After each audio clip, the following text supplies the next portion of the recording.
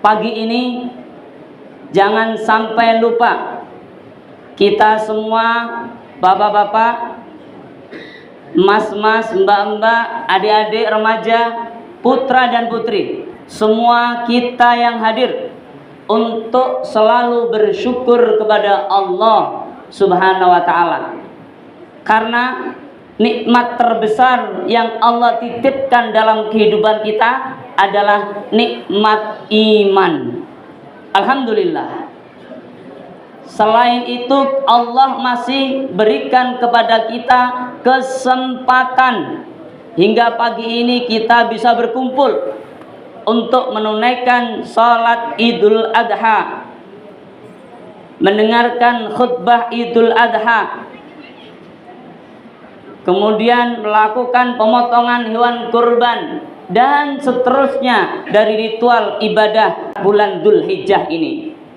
Ayol hadirun asadakumullah. Alhamdulillahi rabbil alamin.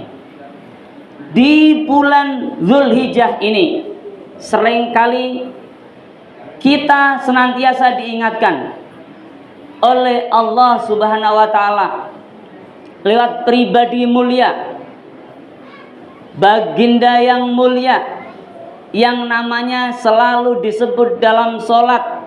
Tanpa nama beliau tidak sah sholat kita, yang namanya selalu diulang dalam setiap sholawat yang dibacakan di sholat-sholat wajib maupun sholat-sholat sunnah, tepatnya di tahiyat.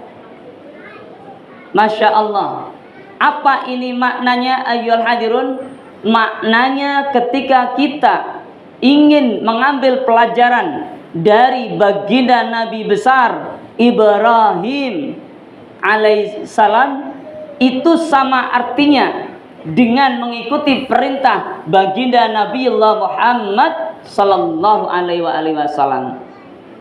Dua nama yang disebut Allah khusus sebagai uswatun hasanah. Dua nama yang saling melengkapi, sebagaimana baginda ajarkan setiap pagi dan sore kita berdoa. Asbahna ketika pagi, amsaina ketika sore, ala fitratil Islam wa kalimatil ikhlas wa ala dini nabiyina Muhammadin sallallahu alaihi wasallam wa ala millati abina Ibrahim hanifa wa ma kana minal musyrikin. Ayyuhal hadirun asadakumullah. Ini luar biasa makna yang harus kita ambil berkahnya setiap hari, bahkan setiap waktu, setiap saat, tidak menunggu setahun sekali. Kenapa ayyuhal hadirun? Karena dalam teks yang baginda Nabi ajarkan tadi, ala dini nabiyina Muhammadin, itu maknanya agama secara syariah, fikih, amaliyah, muamalah. Sedangkan teks ala millati Ibrahim itu punya makna tauhid, kekokohan iman, sehingga baginda Nabiullah Muhammad tidak membuat ajaran baru, tapi beliau meneruskan dari pendahulunya, nenek moyangnya, yaitu Nabiullah Ibrahim alaihissalam.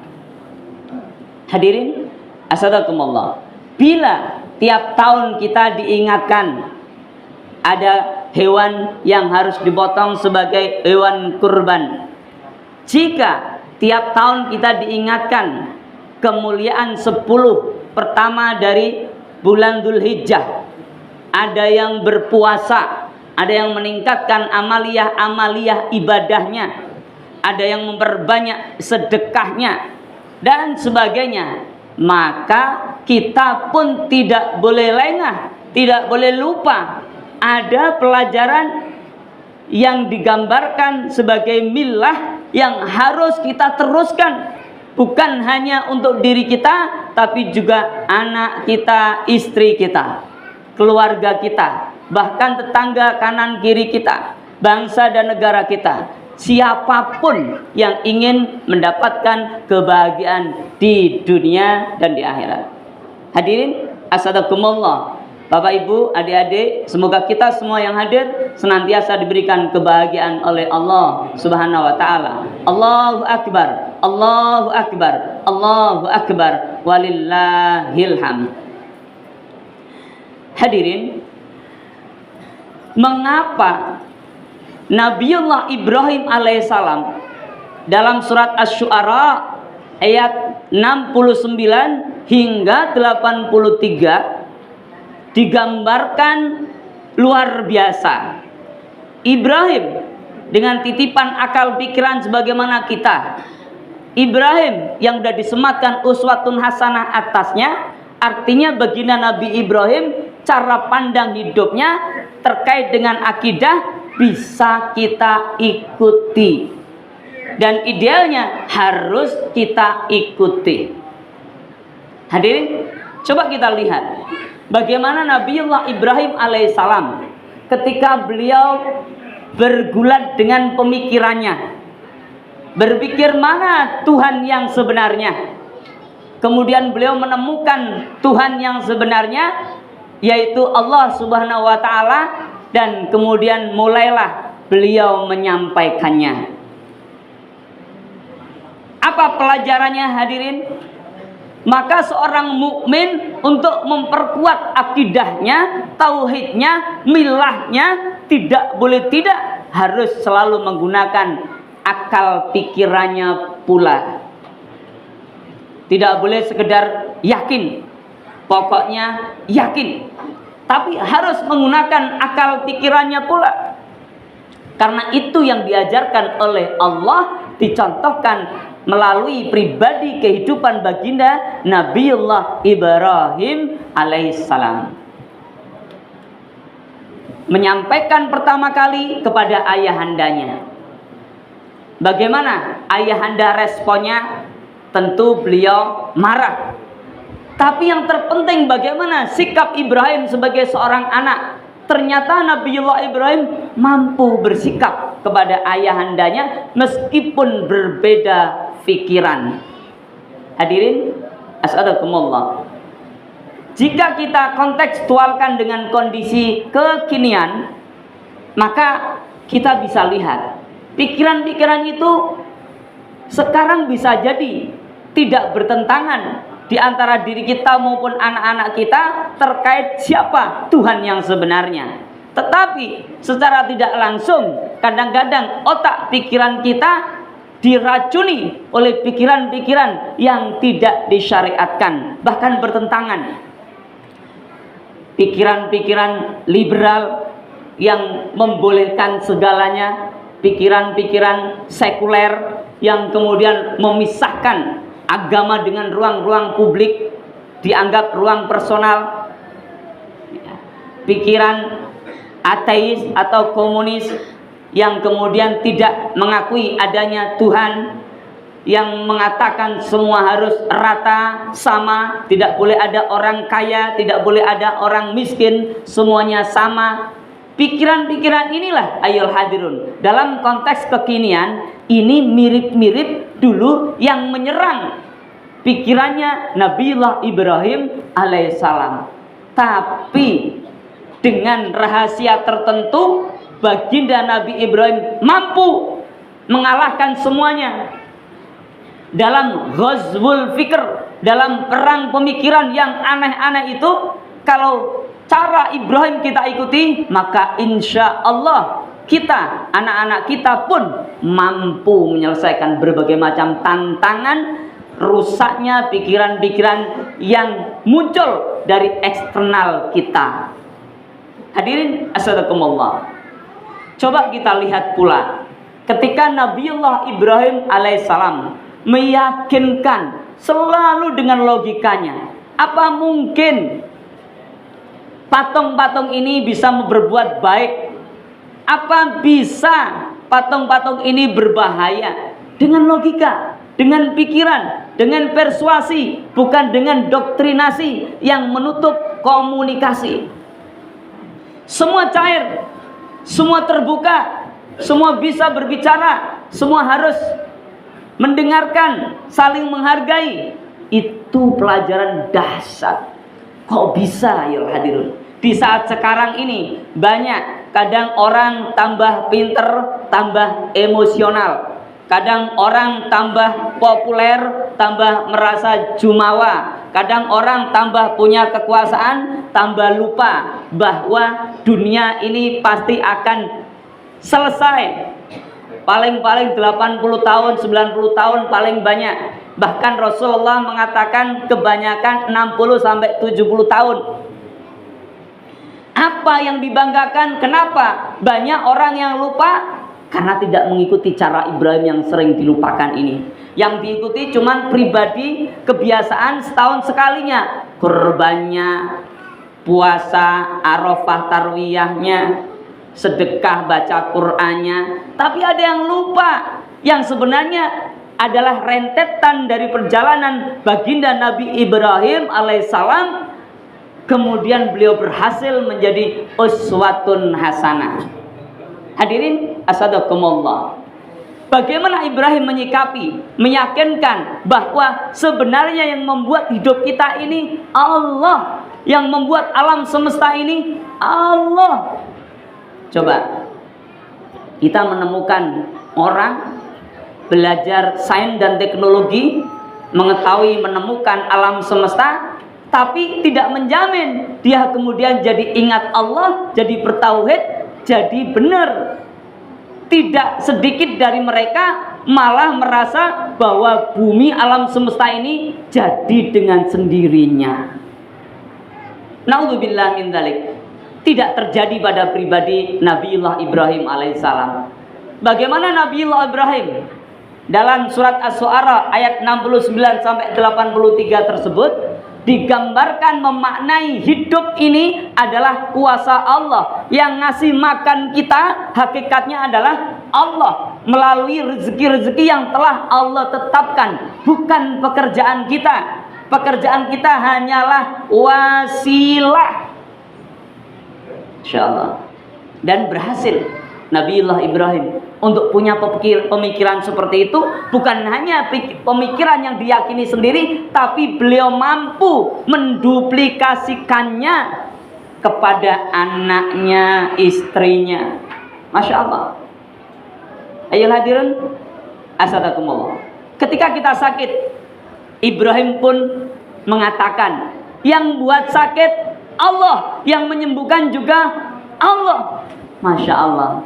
Coba kita lihat, banyak orang ketika sakit merasa stres. Ketika sakit, apalagi divonis tidak ada obat oleh dokter, stres. Ada yang naudzubillah mengakhiri hidupnya, katanya biar gak lama-lama sakitnya. Naudzubillah. Ibrahim mengajarkan, wa idza maridtu wa huwa yashfin. Kalau aku sakit, Allah yang menyembuhkan. Kalau kalian sakit, Allah yang menyembuhkan. Kalau manusia sakit, Allah yang menyembuhkan dengan wasilah-wasilah ikhtiar yang disyariatkan oleh Nabiullah Muhammad sallallahu alaihi wasallam. Masya Allah. Tentu ini ternyata tidak ada korelasi dengan korban yang disembelih. Ternyata ini tidak berkorelasi dengan puasa yang dilakukan. Hadirin asadakumullah. Lalu apa rahasianya? Ini yang jarang dibahas. Ini yang harus kita ungkap kembali, karena ini yang diajarkan Allah, yaitu di surat Asy-Syu'ara ayat 83. Ada doa Nabi Ibrahim, Rabbi habli hukman wa alhiqni bisalihin. Ya Rabb yang menguasai alam semesta ini, ya Rabb yang mengatur kehidupanku dan kehidupan semua manusia, ya Rabb yang menentukan takdirku, habli, berikanlah aku dengan cara hibah. Apa yang ingin didapatkan Ibrahim?